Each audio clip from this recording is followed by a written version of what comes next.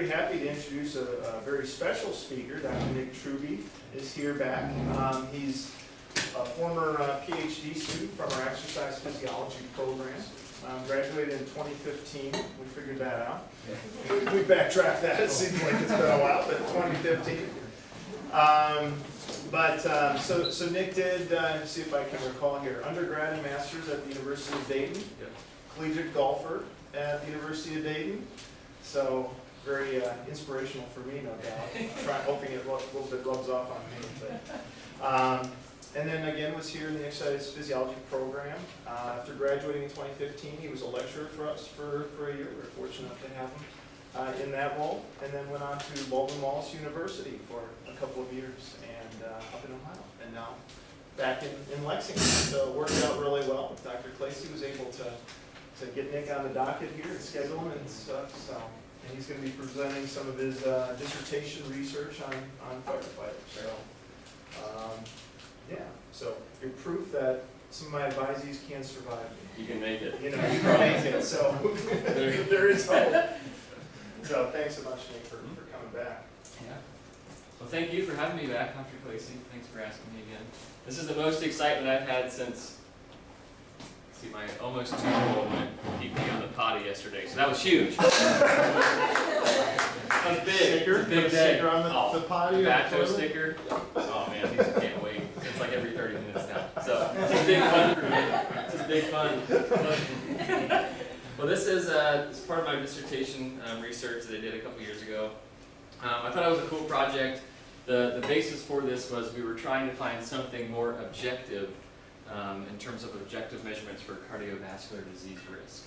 So something more than, do you have high blood pressure, do you have high cholesterol, that kind of stuff. Can we measure something and get a real number and say, wow, you're 15% higher, at risk compared to your peers. So that was kind of the basis for this research.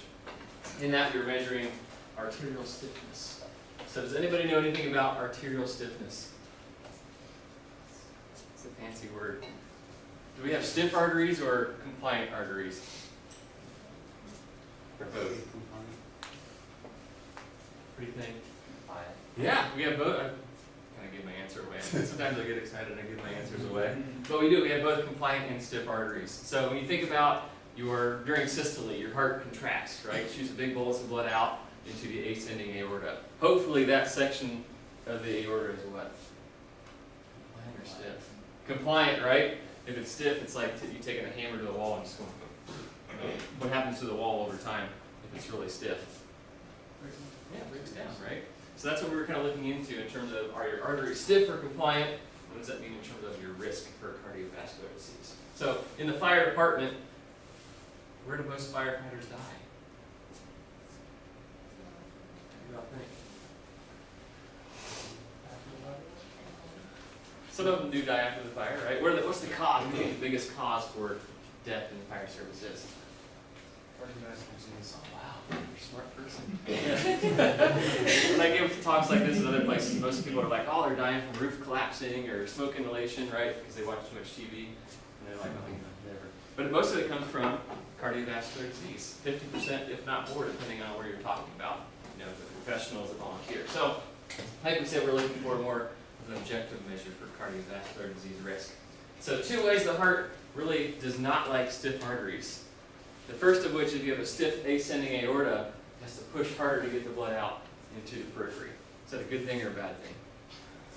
Doesn't sound good, right? Increasing afterload over time kind of breaks down all those areas that should be healthy. So that's one thing that the heart does not like. Second, when does the actual heart muscle get its blood? During systole or diastole? Diastole, right? So the more compliant arteries, they get a little extra kick during diastole back to the heart, so it kind of perfuses the blood throughout the heart better. If it's stiff, the returning wave, which we'll talk about later on, comes back too early, doesn't get that extra little bit of pressure to fill all of those areas of the heart with blood. So it kind of gets a double whammy. If you have stiff arteries, it's not good, right? We want compliant arteries. All right, so we measured that with a really cool tool that measures your carotid to your femoral artery, how quickly that pulse wave, we're not measuring the actual blood, we're measuring that wave of energy that travels through the wall of the artery, okay, in terms of meters per second. So we got a real, that's our objective number, a real number we can look at and compare between people. So that's kind of cool. That was the biggest objective of this. All right. So we did a couple things before we jump into it. I want to give you some reference points to see where you might be in terms of your arterial stiffness measure, where you're at that carotid femoral artery pulse wave that we talked about. So if you're less than 30, you can kind of think about somewhere between 4 and 6. It's kind of the normal of a healthy person, meters per second, that pulse wave traveling from that distance. As you see, what happens as age increases? So does pulse wave velocity, right? So the biggest determinant of your compliant or stiffness of your arteries is age. So as the older you get, obviously it just breaks down over time. Father time wins every time, right? So that's the biggest thing in terms of age is the biggest determinant. That was one of our biggest things to try and find was we have 2 groups. They better be the same as age. Age better be the same. So we'll look at that also. But when you think about healthy people, somewhere in the 6s tends to be pretty normal. All right, so our biggest goal was to look at both, is it fitness?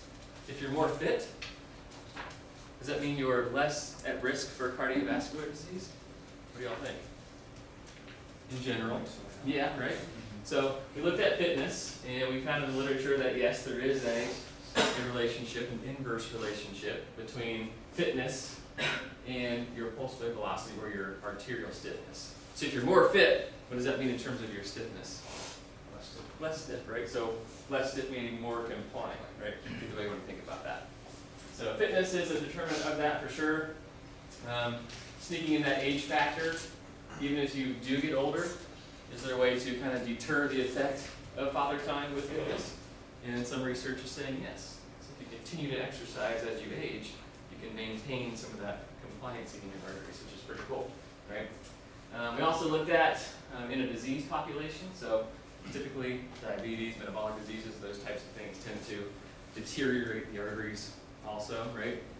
So even in that condition, with fitness, with aerobic activity, you can improve your stiffness condition. Right? So that's pretty cool data to look at. All right, so the other biggest determinant too, when you think about that other than age and fitness or physical activity, was that of obesity, right? If you carry excess body fat, is that good or bad in terms of your arteries and their health?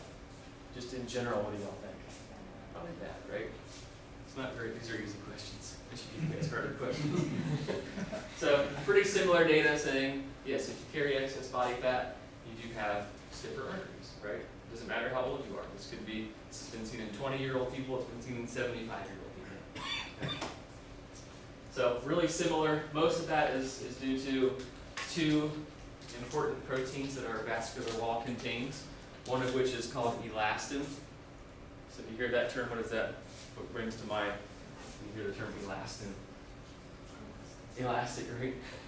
So the elastin protein allows for that compliant component of the artery, and the other is collagen, right? The structural, the stiffer part. So over time, if you think about age, if you think about less fit or over fat people, more and more that collagen replaces that elastin, so the artery becomes stiff, right? It's just been kind of, you've taken that hammer and you've hit it so many times, it's like, all right, I'm just going to build a stronger wall, right? That stronger wall becomes a stiffer artery. All right, so we had a couple of research questions. I heard somebody say over here about when do firefighters die, and you said after the fire, right? So obviously some, in terms of line of duty, firefighter deaths do occur on duty, right? Whether it's during the fire, but more and more, those deaths are coming 1 or 2 hours post the actual fire, right? So we want to look at what's your stiffness, your arterial stiffness at rest, and also what happens after that post-exercise and up to even an hour after that exercise session, right? So maybe we can find a snapshot in time of what's actually occurring with an objective measure of risk. So those are our 2 research questions. All right, so a little bit of methodology in terms of what we did in our data collection. All the typical stuff in terms of how active you are, what's your risk level, all those ACSM risk factors that we talked about, blood pressure, age, hyperlipidemia, all those types of things you guys are familiar with, right? We then went into other measures of anthropometrics. So we took blood pressure, heart rate, height, weight, BMI, 3 different circumference measures across the midline. just really easy, non-invasive measures. We also did a VIA measurement and our pulse wave velocity measure for our arterial stiffness measure. So it's typical that you let someone rest for about 10 minutes to get a true resting measure of arterial stiffness. So we did that. Then we went into a max treadmill protocol. And this was in full gear. So I've got some pictures in the video to show you guys what it actually looks like in about 40 to 42 pounds of actual firefighting gear and SCBA device on the back. So it's pretty cool. And after that, they laid down and we got another measure of arterial stiffness, and every 10 minutes after for up to an hour. So we kind of looked at a time course of what happens to their arteries at rest. We hit them with a really hard bout of exercise, and then let's see what happens after, right? Trying to get an objective measure of risk up to an hour after when these deaths might be occurring. So here's a kind of just a quick shot of what the setup kind of looks like, taking some measures at rest. At the time, I thought about quitting and becoming a male chest shaving person. Pretty good at that. Turns out the market was pretty flooded, so I decided to stay in. So I got pretty good at shaving some points in the chest for electrodes. But there's the carotid measure that I was taking at the time. And then this is kind of more of a PG-13 picture. I think Dr. Clayson may have taken this picture. Well, she went to the other side because it looks. I promise I'm touching the femoral artery, but it looks a little dicey, right? There's our setup in terms of our 12-lead ECG that we had during the actual maximal treadmill protocol. As you can think, when you're almost running on a treadmill, I guess I've probably not done this. I'm compensating technique. She figured this one out. You can use a $2 piece of equipment and get a nice picture, right? So ace bandage, wrap them up. This is the typical setup. So we were using the Hans Rudolph mouthpiece. We didn't actually have them breathe through their SCBA. They were breathing through air, so we were collecting all their gases in the metabolic part. That's what it looked like in terms of what you were actually wearing during the max protocol. So who's ever done a max GXT on a treadmill? Most of you guys, right? Do y'all want to do it in full firefighting attire? It's already terrible enough, right? Before you in regular clothes. So these guys are pretty much rock stars. And then there's a typical setup on the treadmill. So I think it was 3.7 miles per hour to start, and then every minute the grade went up by 1.5% for every minute for 12 minutes. And then beyond that, grade and speed would increase. So I think I had my most fit person lasted 20 minutes, and I think we cut grade off at 16.5%. And his speed went up almost to 6 miles per hour in that. He was a competitive Ironman, age 45, so pretty fit dude. And then my least fit person, this is the person you might be a little bit nervous if they showed up on scene. He lasted 3 minutes, right? 3 minutes at 3.7 miles per hour. So I had a really good range of really fit and not very fit, right? So a nice variation in terms of my population. A quick video of what this tended to look like. And this was later on, this is probably maybe minute 10 or 12 of the protocol. This guy was to the point to where his helmet was going crazy, so I had to take his helmet off. It was kind of a challenge to get it nice and snug, but you can see where it might not seem like a lot of effort in terms of running, but these guys were just like all out, maxed out, right? Think of a stair climb that we tried to really simulate there in terms of the actual test. So pretty cool in terms of what it looked like. You can see where their breathing may be affected a little bit by posture. As grade increase, you're trying to counteract the weight of the SCBA, right? But that's a typical view of what that looked like during the data collection. Makes you want to go on the treadmill, just jump on and go, right? So that was a typical day in terms of our data collection. That lab should look pretty familiar for you guys. All right, so let's jump into the grouping, how I group. I had two different groups. One was called my fit group and the non-fit group. And we kind of changed those names to fit and lean and not fit and fat. Ended up being, for lack of a better term, I don't know how to be politically correct with that, but if you look at the fitness, it's more of a guideline anything else that the National Fire Protection Agency puts out, and saying if you're going to consecutively do fire ground tasks, you need somewhere around 42 mils in terms of your max to perform these fire ground tasks, right? It doesn't seem like a lot for fit people, but 42 mils in an adult population is probably pretty good, right? So those are just the regular guidelines. So I kind of use that number as my cutoff. But when I looked at the data a little bit further, we see that typically with the effect of all the gear in terms of mass, and the effect of the breathing the respirator, as you increase your respiration to the point of maximal exercise intensity, the valve actually shuts off because the pressure changes on either side of the valve to where it shut off to the point when you need to get the extra breath, it shut off, right? So it actually limits your VO2 max while you're wearing the SCBA. So I figured out, I kind of reran, this is very complex math, this is like multiplying by fractions. I figured out that you would actually need, if you're in a maximal intensity setting, wearing SCBA with full gear, you would need about 48 mils to be at 42, right? Because of the penalty you're getting by wearing all the gear. So I use that 48 mils as my cutoff. If you were above 48.3 mils, you were in my fit group. If you're below that, you were in my non-fit group, right? So ones who could do the tasks, one who couldn't do the tasks, basically. All right, so all the data analyses, these should look pretty familiar. Some basic stats. We did some difference between the means, some correlations. We ran a big ANCOVA, right, analysis of. We did a repeated measures in terms of, we had some multi-collinearity occurring between, believe it or not, fitness and fatness, right? Nobody ever guessed that's there. So we could look at over time what happens between the two groups. So a couple things I'll point out. I know there's a lot of data on here, but I'll pull out my biggest ones in terms of our determining factors. Easy measures of obesity, right? Waist, abdominal, hip circumference. You can see between my fit group, my unfit group, there were differences in all those, even relative fatness in terms of percent fat. So yes, one group was fatter than the other, and it was a significant difference. Right, so not too challenging to see.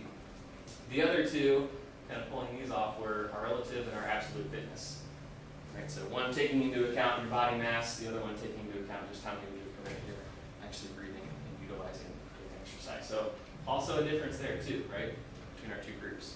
So our fit group was 53.62 mils was the average max VO2 for my fit group. Is that good or bad?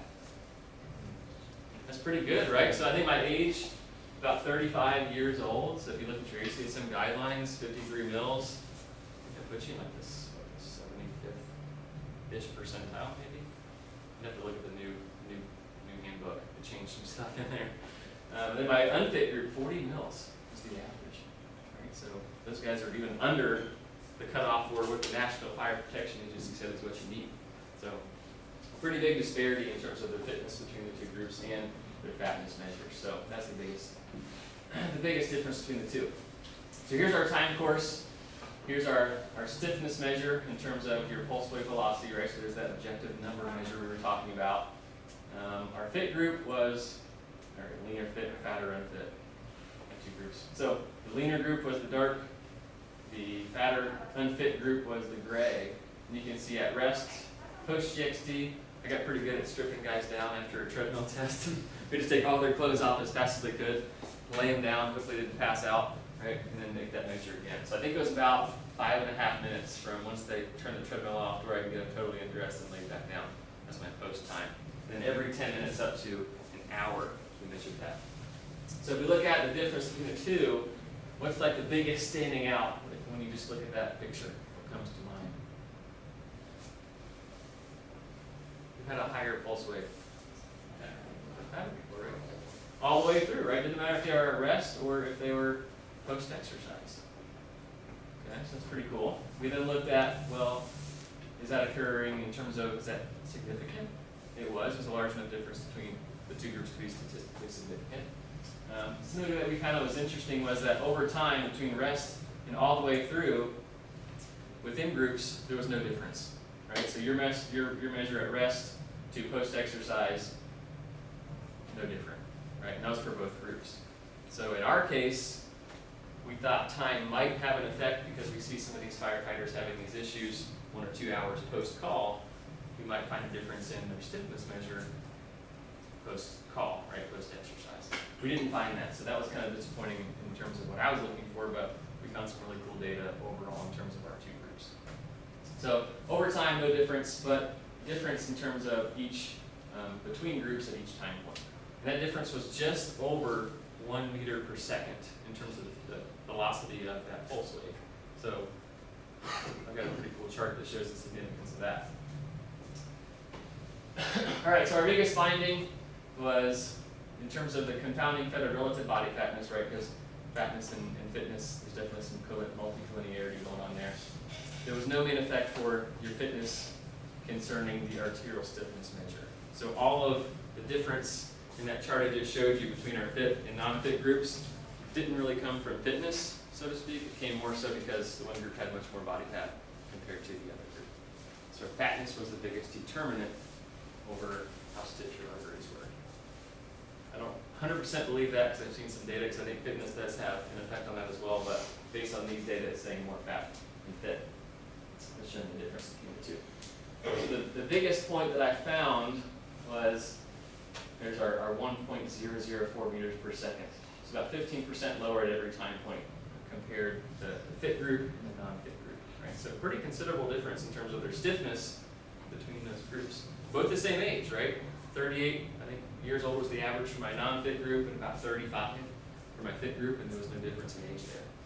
So, right? I told you age was the biggest determinant. There's no difference in age. So something's going on. All right. So we also found, like we said, our body fat was controlling for a pretty significant portion of variance in our model, right? Almost 40% of the difference in pulse wave for our stiffness measure. I just put a little guy down at the bottom saying that's pretty congruent with what's in the research, right? Same could be said for our fitness, also kind of saying about that same amount in terms of relative compared to the fatness measure of variance control for, but you can see we're absolute VO2, still significant between groups, but not as, I don't want to say as strong, but not telling as much of the story as the fatness measure was compared to the fitness measure. But congruent with what the research was saying, nonetheless, in adult populations. So pretty cool. All right, so real quick, thinking back to our purpose, we were looking to what happens to your arterial stiffness measure at rest and post-exercise between a fit group and a non-fit group, right? So that was our biggest question. And my biggest finding, I thought, in this whole study was that difference at every time point between those two groups of 1 meter per second, right, or the stiffness measure. What that means with that in an adult population was if you were to just increase your own stiffness measure, if I were to go in and measure everybody's pulse wave velocity, and I were to add on an extra meters per second to that measure, you would automatically be at a 14% higher risk of experiencing a cardiovascular event. Would you want me to put that on you? Yes or no? Probably not, right? So you are automatically at a 15% higher risk just by increasing your stiffness measure by that small 1 meter per second number, right? I thought that was like mind-blowing to me. But I can do a quick 10-minute test on you. That's not very invasive, depending on what you think is invasive or not. And we can see how at risk you are. More than high blood pressure, what you've got in history, that kind of stuff. Right? So we're getting some actual objective numbers that we can track over time. And we also found some data saying that if it's greater than 6.5 meters per second, you have a greater chance of risk as well. Right? So there's some really nice number of points that you can remember and think about as you're tracking these numbers over time. So thinking back to that picture I showed you at the beginning with what's that mean in terms of your age, right, and your stiffness measure. So about 36 years old was the average of our entire group in terms of their age. So our fit group was 6.25 meters per second. So they basically had a stiffness measure of a decade younger, right? If you think about just overall age. And my non-fit group had a stiffness measure of a decade older. Right? So I thought that was kind of really tangent. I could actually go out and touch this material and say, wow, this is putting you at risk, right, in terms of your stiffness measure relating to how fit you are or how fat you are. All right, so being that body fatness was the biggest predictor, pretty much most of the data in the literature will say that. I think the biggest thing we're not seeing with fitness showing as much data in that is it's more so an animal model, and I've got some data showing this, because in an animal model, I can exercise this animal, I can put them to sleep, I can take out the actual portion of the artery and measure it. You can't do that in a person, right? Unless you want to sacrifice yourself. Probably not a good Friday.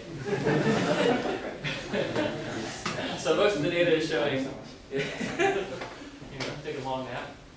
Most of the data is showing more so dealing with body fatness and not fitness. So a couple of possible mechanisms show why obesity might be the biggest cause for stiffness.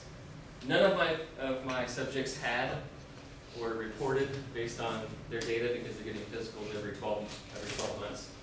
None of them had diabetes, right? Or said they didn't have diabetes. That's one of the biggest determinants of becoming more stiff in terms of your arteries. So a lot of these are linked to insulin type of environments. So if you are hyperinsulinemic, or if you have diabetes, most of which is occurring in that situation is we're essentially making the wall more stiff. There's some pathways that are occurring that create some linkages between the collagen proteins that makes it even more stronger, and that in turn makes a more stiff artery, right? So based more so to a diabetic type of state. There's also some glycation of proteins that may occur there. All that is the same type of thing occurring there as well. For thickening the wall, making it stronger. Some pathways we can get into, but that's a little too much for Monday, Friday morning at 9:30. And those are irreversible. So not that we can't increase the elastin content of the wall, but once we start making those locking of those proteins, we have a pretty stiff wall to begin with. Now, something else that we're talking about as well is bound insulin. So we have free insulin and bound insulin. In a diabetic state, the bound insulin may not have the same effect of a dilation that can occur to reduce pressure in the arteries. So we're essentially keeping the wall smaller and more stiff during the ejection of the heart, whereas it should be dilating and become more compliant. So that could be another issue that's occurring in a diabetic state. And then the last part I found, it's kind of digging into the research, was linked to the hormone leptin, right? So if you increase body fat, you also increase the circulating amount of leptin in your body, and we know what leptin does. Yeah, it says stop eating, right? So the hope of your body in this situation, if you have more body fat, you get more leptin saying, dude, just stop eating, right? You've got enough for now. Let's do something else. Okay. So increase to circulating leptin. If you have higher amounts of that, it can promote a larger wall in a sense that becomes more stiff and more thick, right? So you're increasing your stiffness in that sense too. So that's all related to obesity or increased body fat. The largest one I found in terms of explaining the mechanism that could occur with increasing your fitness almost comes from implying fitness. Meaning, if you exercise every day for 10 weeks, what tends to happen with your fitness? It should increase, right? Unless we're defining exercise differently. Right? Sometimes you have to ask people what exercise means to you, right? You've probably seen that in your own practice. So in this study, they used rats, and they found that I think they swam and they ran these rats. It was all aerobic. I would have liked to see them swimming. Anybody swam rats in here before? No? I've seen people do it. Is it pretty cool? Dunk them in a vat of water, and then when it pulls, go under, grab by the stuff, pull them up. Like a doggy paddle? Yeah. A lot of times tie weights to their tail. Okay, that's pretty cool. And when they can't swim anymore, you pull them up, and they just sink to the bottom. Just pull out, they're done. This is a forced drowning. Sounds like my kids at swim class on Saturdays. Yeah. You keep sinking. Do they? Wow. So yeah, it was all aerobic. These guys weren't lifting weights. And they found that with these active rats over time, what happened was that the collagen content of the arteries, because they dissected these arteries and did an analysis of the content of their arteries, but over time they saw that with the improved fitness based off of their exercising over time, they saw an increase in elastin content of the arterial wall without an increase in collagen. So it was already structurally sound enough, we just made it more compliant due to all of the exercise. So based on this, there must be, I'm not smart enough to read any of the research that's involved with it, but there must be a different pathway compared to chronic hypertension in a disease state compared to exercise in a healthy state in terms of what's occurring at the artery, because either way it's a higher pressure state, right? But one increases collagen, one increases elastin. That's beyond my scope of practice, right? So there's something going on there that leads to greater elastin based off of becoming more physically active. So that was pretty cool. So that's why I'm not completely sold, it's just body fatness, right? All right, so kind of wrapping things up, this was the first study that looked at is fitness or fatness the biggest contributing factor, and does that affect over time, does that change over time, right? And the biggest takeaway message that I think was that even with a difference in both fitness and fatness, we're seeing that you could be at much more risk just based off a very small increase in your stiffness measure of like 1 meter per second faster based off our objective tool that we measured with. So I thought that was a pretty powerful message.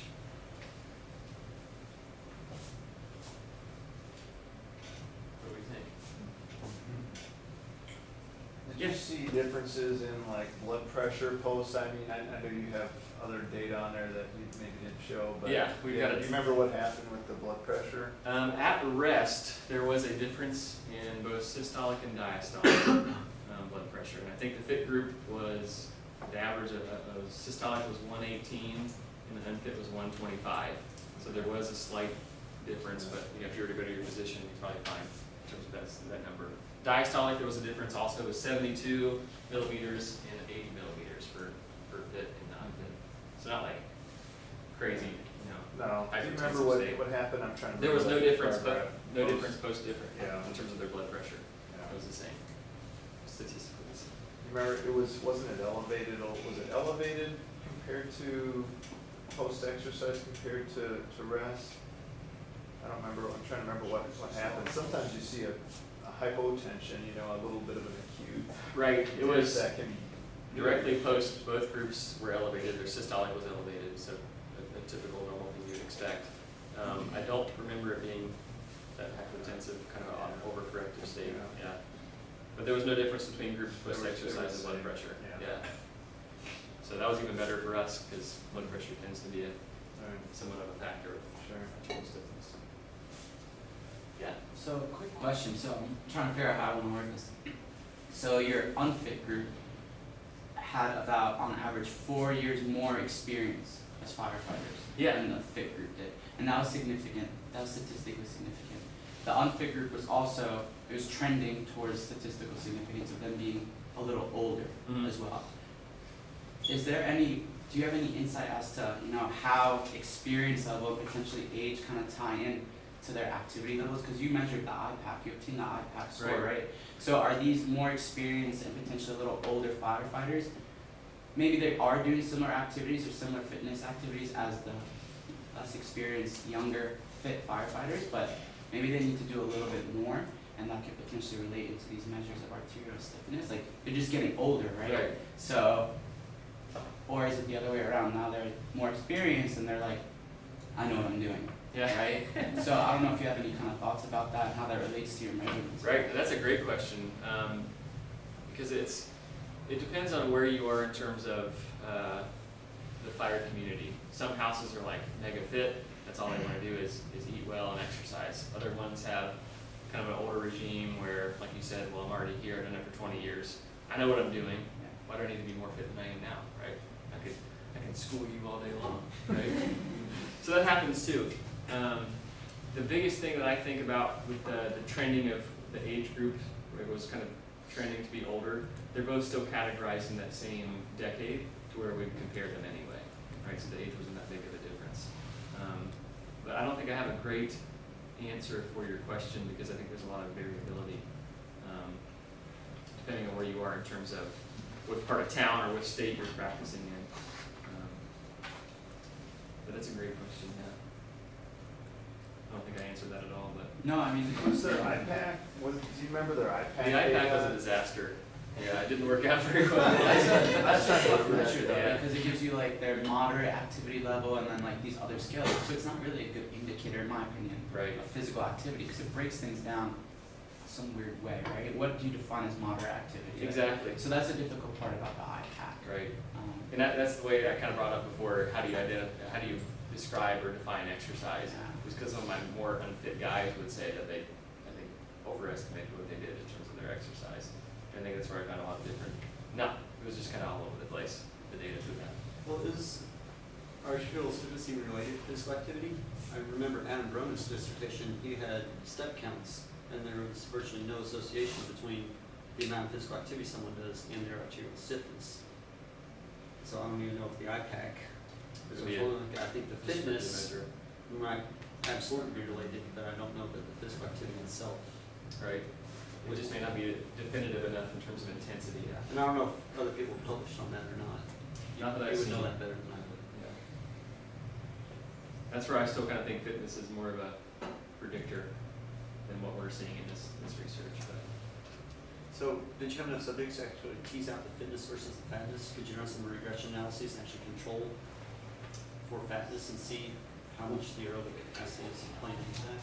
But I think I did do that. I had my power was great enough to do that statistic.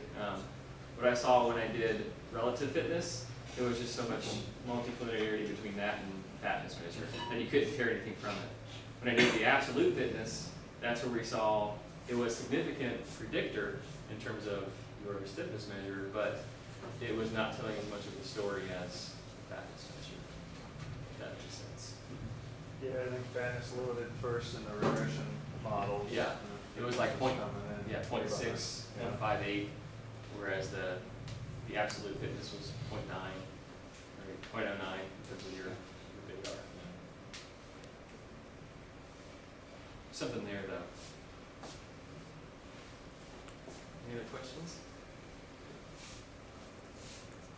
So if you were to do this again, would you change anything? Would you have done anything different? I think I would have liked to maybe measured the stiffness 2 hours post, just to kind of see if there's anything changing there that we didn't see, if there's a window, and maybe a more gold standard measure of fatness, since that became the biggest predictor. But even with the measure I had, a simple waist circumference was just explained just as much of the variance in the model as percent fat was. So, which is good for fire departments because it's super easy, non-invasive, and cheap to measure, and you can track it over time. So that might be even better. But I think there might be a little window there where we can peer into a little bit in terms of time. Have you been able to advocate any of having those simple measures in fire departments, and is there any interest in? There is some interest. When I was in Cleveland, I had a chance to work with the local fire department, and they were very interested in that, and we were starting to track some of those data over time. The problem with that is what you can probably tell in your own research is who was the first to volunteer in any kind of research study? The fit people, the ones not at risk. Right, so that kind of happened. We had a few guys that were interested that were like ready to make a change. With like, okay, I'm unhealthy, I need to get more fit. So we had a few, but it was just not the amount we're getting to. But I think over time we could make that happen. But yes, there is interest. You know, and I think that's the other part of this, and a lot of you probably are, experiencing this with research, but it's I guess it's a selection bias in research. You do stuff like this to try to really get at those that need the help and who volunteers for it. The other ones that are super fit that don't necessarily fall in that category of needing the help. So the situation is probably more dire than what this paints. Right. In reality, when you consider 80% of firefighters are overweight or obese, it's higher than the national average. Right. Well, here, half of yours were actually above the standard in terms of fitness, so I just think that, it's a selection bias, and it is what it is, but, 100%. yeah. At least we had a small dosage of some fit people that did Yeah, agree to participate. Sure. Yeah, having that distribution that he talked about. Somebody still had the distribution. Right. Like Yeah. Yeah, there was some pretty unfit gentlemen that decided to participate that year, kind of like, What was your lowest? I think it was 33, 34. Yeah, it was a 3-minute guy. I don't know, it was a peak. I mean, he had the measures, the criterion measures to do the VO2 peak. 4 minutes. It's 4 minutes under load, but still, Right. it's not, I mean, yeah. that's 3 minutes on the job. It's, yeah, exactly. That's all it I mean, takes. that's is the time bad to part do it. about it, but That's all it it's takes. not as bad as it sounds, but it is bad. Yeah. I mean, in 5 minutes, those guys were like just blown. If you're in the away. fire, it is 3 bad. minutes, right? Yeah. If you're down in the fire, it's real bad. Yeah. Right. Well, I've heard you also talk about, just in terms of tank utilization, and, Right. I mean, you have to use more oxygen in a shorter amount of time. You only have a limited amount on your back, and you're gonna have to come out quicker, you know? Yeah, I'm not sure what the standard is now. I think Dr. Abel would know more than I about if you have a team of people there, is it like 4 or 5 minutes is the max time you're allowed to go in and out of, or? The fire Well, situation. the tanks are rated, like that size is for 30 30 minutes, but if you're working hard, usually you're lucky to get 6 to 10 minutes of air out of it at a time. So, they have 45-minute tanks, but then the weight goes up substantially, they're pretty heavy. So, yeah, then they want you to come out and go in rehab typically, but whether they do or not, Right. sometimes they don't follow those guidelines. Yeah. I know you didn't really like about perception of fitness, I'm assuming in this study, but did you get a sense as you were collecting the data, what their perception of their fitness was, especially for the folks qualified as the unfit participants? Did they have a high perception of their fitness and were surprised by their ability? That's a great question. Not that I know of. I do remember some conversations with the gentlemen that thought they did more than what they did, like their IPAC. We were kind of conversing over that, right? And they had a very low fitness, but I'm assuming that's what you're interested in terms of your research, yeah? No? Good question. Gotcha, yeah, that's a great question. that would be something fun to ask, but yeah, I can't remember which of that. My really fit ones knew they were really fit, because they were all trying to break their friends' VO2 number, right? So, but that did go on a little bit. So was there, would you say there was bias that people were able to see their friends' numbers? I never showed them the numbers. I tried to cut down, because if you ever go into a firehouse, like, oh, you did 15 push-ups, I'm doing 16, right? Every single time. So I would let them know, like, oh, this guy did pretty good, And then, but that mentality of those guys is just a different animal sometimes, where they're just going to do it no matter what, right? But that's an awesome question. Have you seen this being measured in female firefighters? I haven't. I'm trying to think of the number I saw in terms of percentage for females. Is it less than 5%? Yeah, it's probably about that. Yeah. I think there were at the time when I did this study, there were 535 firefighters in Lexington. Is it more or less than that now? Somewhere in there? And I could only remember meeting, 10 women maybe? Like that. So there's just not the numbers to get these data. If I could add to that, Hank, Vanessa, we did some work a couple of years ago, and what we found is that if they felt that the perception of their aerobic fitness was good compared to firefighters their age, other firefighters their age, they actually performed better on simulated fire contests, so they were faster. So that there is that perception, and they have confidence in their ability, and they're able to work more efficiently. Yeah, so it's. Yeah.